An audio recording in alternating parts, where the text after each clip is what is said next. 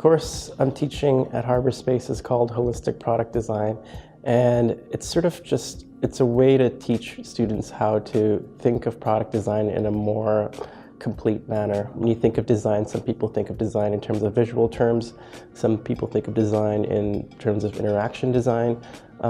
I think to actually design a product, you have to understand all the angles of it. So it's not only visual design, interaction design, but it's also prototyping. The idea for that course was that we really wanted to encourage designing, prototyping, testing, and research. We wanted to kind of instill that idea with the students here at Harbour.Space, making sure they understand that like their job in terms of testing their designs with real users is never done. Their job of prototyping is never done. Always pushing their work, and they're never satisfied with what they created yesterday. They're always pushing it forward and making sure they're creating the most usable product for their users. And then also testing your ideas out, so doing some preliminary research, understanding your problem space, and then also quickly testing your ideas to validate them or changing them.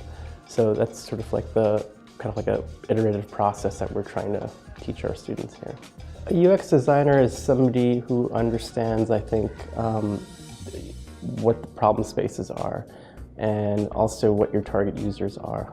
There's a difference between art and there's a difference between art and design. Someone who is really adept at connecting the dots between the business side of things and the engineering team, making sure that everybody's talking to each other and sharing information so that the best possible product can be output. Some of the challenges I think you face as a UX designer are designing for new surfaces or products that come out that maybe you're not familiar with this medium.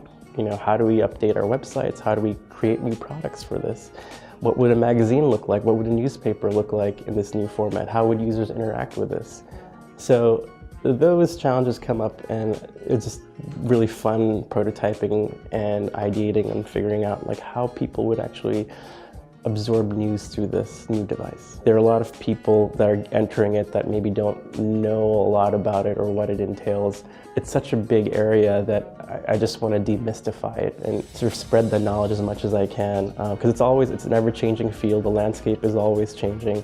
So the more people that are interested in it learn about it, the more exposure they get to it, and the more sort of educated they'll be in it. This process of kind of being the person who designs, being the person who is prototyping and researching, if you can be comfortable being that kind of like jack of all trades, then you're gonna go really far. Don't wait for permission to design something. Like you don't need a class to start getting your hands dirty and trying things out. Be hungry, be very curious and intuitive. At the same time, be very humble. Learn how to be better. You take that experience and it educates you. It hones your instincts. It makes you a better UX designer. I hope that the students in the holistic product design class kind of understand that coming out of this course. You should always be iterating and always be capturing and always be putting your work in front of users to make it better in the future.